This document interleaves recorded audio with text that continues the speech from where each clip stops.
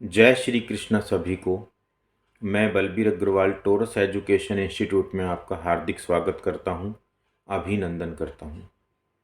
आज की हमारी वीडियो का जो विषय रहेगा वो पढ़ाई से संबंधित होगा, जिसमें हम अकाउंटेंसी पढ़ेंगे और अकाउंटेंसी में हमारा टॉपिक होगा एडवांटेजेस या फिर यूसेज ऑफ अकाउंटिंग, मतलब अकाउंटिंग के क्या फ़ायदे हैं या उसके क्या प्रयोग हैं। तो एक एक करके मैं आपको डिस्कस करता हूँ क्या अकाउंटिंग के फ़ायदे हैं। पहला फ़ायदा अकाउंटिंग का है अनेबल्स कंपैरेटिव स्टडी। अकाउंटिंग के ज़रिए हम जो स्टडी है हमारी उसका हम कंपैरिजन कर सकते हैं। जैसे मान लीजिए मैंने 2025 का अकाउंट बनाया तो मैं इसकी जो कंपैरिजन कर सकता हूँ वो पिछले सालों से कर सकता हूँ, 2024 से, 2023 से, 2022 से, 2021 से या और भी पुराने सालों से मैं इसकी कंपैरिजन कर सकता हूँ। इसकी कंपैरिजन मैं किसी दूसरी फर्म से भी कर सकता हूँ, दूसरी ऑर्गेनाइजेशन या कंपनी से भी कर सकता हूँ जो हमारी ही तरह की, मतलब अपनी जैसी ही फर्म अगर कोई दूसरी है जिसकी नेचर भी हमारी फर्म की नेचर की तरह ही है, तो उससे भी हम इसका कंपैरिजन आसानी से कर सकते हैं। तो सबसे बड़ा यही फ़ायदा है कि हम कंपैरिजन कर सकते हैं अकाउंटेंसी से, एक दूसरी फर्म का भी आपस में कर सकते हैं और अपनी फर्म का अपने आप से भी कंपैरिजन कर सकते हैं। पिछले सालों का कंपैरिजन इस साल से या इस साल का कंपैरिजन पिछले सालों से। दूसरा जो इसका बेनिफिट है वो है evidence in the legal matter. अगर लीगली आपको कोई बात प्रूव करनी हो तो वहाँ पर भी हम अकाउंटेंसी का सहारा ले सकते हैं। अकाउंटेंसी को यूज करके हम लीगल मैटर सोल्व कर सकते हैं। कोर्ट में भी इसको ऑथेंटिकेट माना जाता है, मतलब इसको बिल्कुल सही माना जाता है कि अगर आपने अकाउंटिंग बनाई है और आप उसको पेश करते हैं, उसको दिखाते हैं, तो वो ऑथेंटिकेट है, मतलब उसको मान्यता प्राप्त है कोर्ट में भी। तीसरा जो इसका फ़ायदा है मेन, वो है facilitate sale of the business. मतलब यदि आप बिजनेस को सेल करना चाहें, आपका बिजनेस जैसा भी है, आपकी फर्म है या फिर कंपनी है, ऑर्गेनाइजेशन है, जो भी है, यदि आप उसको सेल करना चाहें तो भी अकाउंटिंग के ज़रिए हम उसकी सही सही वैल्यू का पता लगा पाएंगे। अगर हमने अकाउंटिंग नहीं बनाई होगी तो हम अपने बिजनेस की सही सही वैल्यू का पता नहीं लगा पाएंगे, जिसकी वजह से हम प्राइस डिसाइड नहीं कर पाएंगे कि हमारे बिजनेस का जो सेल प्राइस है वो हमें कितना मिलना चाहिए या सामने वाले से हम कितने रुपए मांगें अपने बिजनेस के लिए। तो इसलिए अकाउंटिंग का एक बेनिफिट ये भी है कि हम अपने बिजनेस का सेल प्राइस निकाल पाते हैं, कैलकुलेट कर पाते हैं, जिसकी वजह से हमें अपने बिजनेस का सही प्राइस मिल जाता है। चौथा इसका जो फ़ायदा है वो है helpful in the management of the business. जैसे आप बिजनेस का जब मैनेजमेंट करते हैं, मतलब बिजनेस को जब संभालते हैं, चलाते हैं, तो उसमें भी अकाउंट आपका काफ़ी हेल्प करती है। तरह तरह के आपको डिसीजंस वगैरह जो भी लेना होता है उस वो अकाउंट के ज़रिए ही आप ले पाते हैं। तो मैनेजमेंट में भी इसका बेनिफिट मिलता है। पांचवा बेनिफिट हम कह सकते हैं हेल्पफुल इन द प्लानिंग।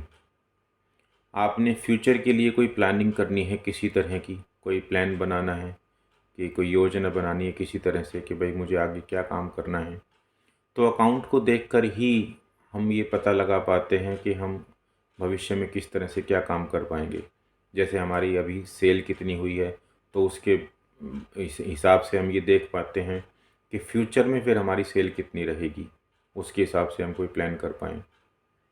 कितने रुपए हम कमा पाएंगे, हमारा कैश कितना इनफ्लो होगा, कैश का आउटफ्लो कितना होगा, मतलब इन सारी बातों की जानकारी हमें अकाउंटिंग से मिलती है और इन्हीं वजह से फिर हम अपनी प्लानिंग उसी हिसाब से कर पाते हैं। छठा बेनिफिट जो हम इसका देखते हैं वो है helpful in the decision making, मतलब निर्णय लेना।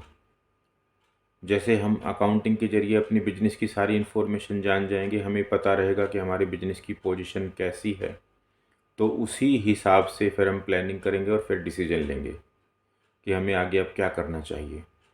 तो ये आपको डिसीजन लेने में भी हेल्प करता है। अगला जो उसका फ़ायदा है सेवन्थ, वो है helpful in the controlling. Accounting के ज़रिए हमें अपने बिजनेस की छोटी से छोटी बात की जानकारी होती है। ये पता होता है कि जो प्रोडक्ट बन रहा है उसकी कॉस्ट कैसे निकल रही है, कैसे कैलकुलेट हो रही है, कहाँ पे कौन सा खर्चा कितना लग रहा है, कितना नहीं लग रहा है, किसी कर्मचारी की सैलरी हम कितनी दे रहे हैं काम करवाने के लिए, इत्यादि इत्यादि। तो मतलब हमें हर छोटी से छोटी इन्फॉर्मेशन के बारे में पता है। अगर हमें कहीं भी लगता है कि प्रोडक्ट जो हम बना रहे हैं उसकी कॉस्ट में यहाँ पे थोड़ी नज़रअंदाज हो रहा है, मतलब लापरवाही हो रही है, तो कॉस्ट थोड़ी ज़्यादा लग रही है, तो वहाँ पे हम उसका कंट्रोल कर सकते हैं। कोई कर्मचारी अगर किसी तरह की लापरवाही कर रहा है जिसकी वजह से कॉस्ट उस प्रोडक्ट की बढ़ रही है जो हमारा स्टैंडर्ड था उसके अकॉर्डिंग, तो हम वहाँ पे उसको थोड़ा सा कंट्रोल कर सकते हैं और ठीक कर सकते हैं। तो अकाउंटिंग हमें कंट्रोलिंग में भी मतलब हेल्प कर रहा है। नेक्स्ट जो अकाउंटिंग हमें हेल्प कर रहा है वो assessment of the tax liability में, यानी कि helpful in the assessment of the tax liability. हम अपने बिजनेस का जो टैक्स पे करते हैं गवर्नमेंट को, वो भी हमारे प्रॉफिट के बेस पे ही करते हैं। यदि हमारे प्रॉफिट ज़्यादा हैं तो हमारा टैक्स भी ज़्यादा बनता है, प्रॉफिट कम है तो फिर टैक्स भी कम बनता है। यानी कि हमारे जो टैक्स हैं वो प्रॉफिट पे डिपेंड करते हैं। प्रॉफिट जितना है उसी के हिसाब से उस पर टैक्स लगता है या फिर जीएसटी वगैरह लगती है। यदि हमारे अकाउंट्स प्रॉपर बने हुए नहीं होंगे तो हमें अपने बिजनेस का रियल प्रॉफिट नहीं पता होगा, जिसकी वजह से गवर्नमेंट हो सकता है मनचाहा अपने हिसाब से टैक्स लगा दे। हो सकता है हमारा टैक्स वास्तव में कम बनता हो परंतु हमारे ऊपर टैक्स ज़्यादा लग जाए। परंतु यदि हमने अकाउंटिंग प्रॉपर तरीके से बनाई हुई है, अकाउंटिंग प्रॉपर तरीके से कंप्लीट बुक्स हमने रखी हुई हैं, तो हमारा जो प्रॉफिट होगा वो बिल्कुल ठीक रहेगा। और इस वजह से जो गवर्नमेंट हमारे बिजनेस पे टैक्स लगाएगी वो एकदम ठीक लगाएगी, तो उसमें कोई किसी तरह की कोई दिक्कत नहीं होगी। तो इस तरह से अकाउंटिंग हमें टैक्स असेसमेंट में भी बेनिफिट दे रही है या फ़ायदा दे रही है। नेक्स्ट इसका जो बेनिफिट है, नाइन्थ बेनिफिट हम बोल सकते हैं helpful in the raising loan. यदि आप अपने बिजनेस में लोन लेते हैं तो कोई भी लोन देने वाला ये ज़रूर देखता है कि मैं जिसको लोन दे रहा हूँ वो मेरा लोन वापस कैसे चुका पाएगा, मेरे लोन पे इंटरेस्ट दे पाएगा भी या नहीं दे पाएगा। इन बातों को वो हमारे अकाउंट को चेक करके ही पता लगाता है कि हमारी पोजीशन कैसी है और उसी की वजह से फिर वो हमें लोन देता है। यदि उसको लगता है कि हमारी पोजीशन ठीक है तो वो हमें लोन दे देता है। अगर उसको लगता है कि हमारी पोजीशन ठीक नहीं है तो वो लोन के लिए मना कर देता है। तो सामने वाले को पता कैसे लगा जिसने लोन देना है हमें, यानी कि जैसे बैंक लोन देती है या कोई फाइनेंशियल इंस्टीट्यूशन लोन देता है या कोई अदर पर्सन कोई भी अगर हमें लोन देता है तो उसको पता लगता है हमारे अकाउंटिंग के ज़रिए ही। अगर हमारे अकाउंट्स प्रॉपर तरीके से बने हुए होंगे तो फिर वो हमारी फाइनेंशियल पोजीशन के बारे में हमारे अकाउंट्स को देखकर पता लगा सकता है। हमारे प्रॉफिट एंड लॉस अकाउंट को देखकर, हमारी बैलेंस शीट को देखकर, हमारे कैश फ्लो स्टेटमेंट को देखकर, हमारे फंड फ्लो स्टेटमेंट को देखकर, इन सभी बातों को देखकर सामने वाला व्यक्ति या सामने वाली इंस्टीट्यूशंस, बैंक वगैरह जो भी लोन प्रोवाइड हमें कराती हैं, वो इस बात का पता लगा सकती हैं। तो इस तरह से अकाउंट्स हमें लोन दिलवाने में भी हेल्प करता है। नेक्स्ट इसका जो हम बेनिफिट बोल सकते हैं, tenth benefit helpful in the partnership account. Partnership account में भी इसका बेनिफिट है। पार्टनरशिप में क्या होता है कि कई बार पार्टनर्स कुछ नए एडमिशन हो जाते हैं, कई बार किसी पार्टनर जो पहले से चल रहा है वो छोड़कर चला जाता है फर्म को, या पार्टनरशिप में किसी पार्टनर की डेथ हो जाती है या पार्टनरशिप का डिसोल्यूशन हो जाता है। तो इन सभी दशाओं में यदि हम प्रॉपर तरीके से अकाउंट्स बना रहे हैं तो हमें हेल्प मिलती है। जैसे मान लो किसी पार्टनर का एडमिशन होता है तो एडमिशन के वक्त हमें उस पार्टनर से कैपिटल का पैसा मंगवाना होता है, गुडविल का पैसा मंगवाना होता है। तो अकाउंट के ज़रिए ही हम ये डिसीजन ले पाएंगे, ये पता लगा पाएंगे कि हमें उससे कैपिटल के रुपए कितने मंगवाने हैं, हमें उससे गुडविल के रुपए कितने मंगवाने हैं। ठीक इसी तरह से यदि किसी पार्टनर का रिटायरमेंट होता है तो रिटायरमेंट के वक्त हमें उसको कैपिटल पे आउट करनी होती है, उसे गुडविल का पैसा देना होता है, उसे अदर जो भी उसके रिजर्व वगैरह के पैसे बनते हैं वो देने होते हैं। तो यदि हमारे पास प्रॉपर अकाउंटिंग नहीं होगी तो हम ये कैलकुलेट नहीं कर पाएंगे। इसी तरह से यदि डेथ होती है किसी पार्टनर की, तो उसके घर वालों को, उसके एग्जीक्यूटर्स को भी हमें पेमेंट करनी होती है, कैपिटल की, गुडविल की, अदर्स पेमेंट करनी होती है, रिजर्व वगैरह की, प्रॉफिट के शेयर की।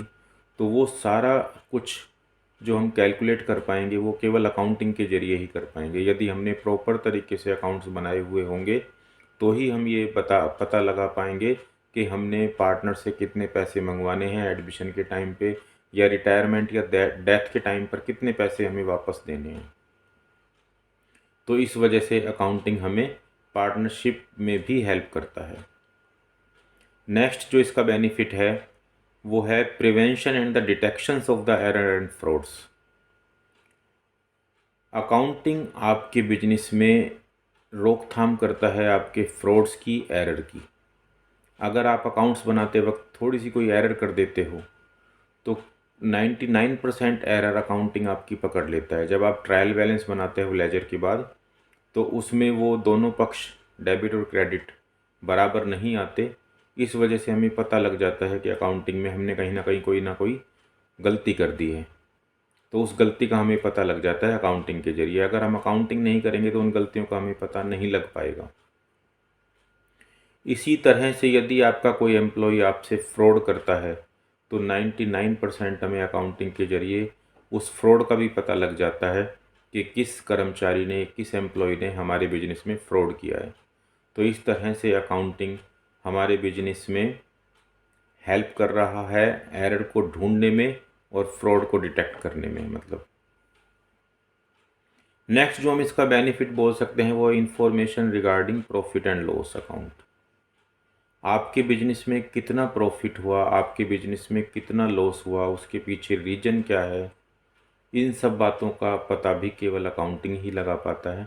यदि हमने प्रॉपर तरीके से अपने अकाउंट्स बनाए हुए होंगे तो हमें बिजनेस के प्रॉफिट के बारे में भी पता लगेगा, लॉस के बारे में भी पता लगेगा, अदर जो इन्फॉर्मेशन है उनके बारे में भी पता लग जाएगा और उनके रीजन के बारे में भी पता लग जाएगा। ये सारी इन्फॉर्मेशन हमें अकाउंट्स प्रोवाइड करा रहा है।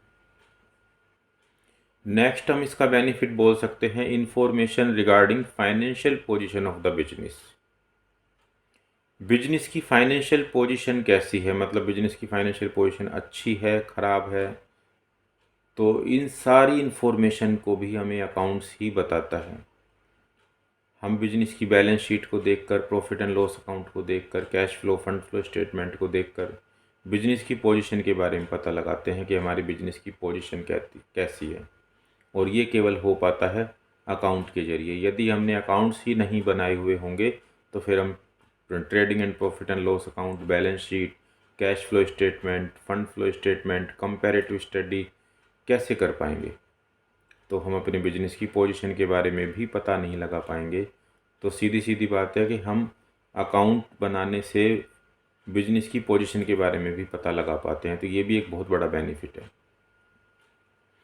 और लास्ट बेनिफिट, वैसे तो बहुत सारे बेनिफिट हैं परंतु जैसे मैं आपको बता रहा हूँ तो उसमें अभी लास्ट बेनिफिट जो है वो है provide complete and systematic record. जो अकाउंट है वो आपको कंप्लीट और सिस्टमेटिक रिकॉर्ड प्रोवाइड कराता है। रिकॉर्ड तो अगर हमें अकाउंट नहीं आएगा तो भी हम लिख लेंगे परंतु वो सिस्टमेटिक तरीके से नहीं होगा। अकाउंटिंग जो हमारा रिकॉर्ड तैयार करता है वो एक बहुत ही बेहतरीन तरीके से, एक सिस्टमेटिक तरीके से बना के देता है हमें, जिससे हमें हर इन्फॉर्मेशन तुरंत पता लग जाती है। हमें ये पता लग जाता है किस व्यक्ति से हमें कितने पैसे लेने हैं, किस व्यक्ति को हमें कितने पैसे देने हैं, हमारा पूरे साल भर में इस वाले आइटम पे कितना खर्चा हुआ, कोई भी पर्टिकुलर आइटम हो सकता है, इस पर्टिकुलर आइटम से हमें कितनी इनकम हुई, एट्सेट्रा एट्सेट्रा। तो ये सारी इन्फॉर्मेशन हमें अकाउंट्स तुरंत प्रोवाइड कराता है। अगर हम अकाउंट्स नहीं बनाते तो ये इन्फॉर्मेशन हमें प्रोवाइड हो सकती है परंतु कॉम्प्लिकेटेड बहुत ज़्यादा हो जाएंगी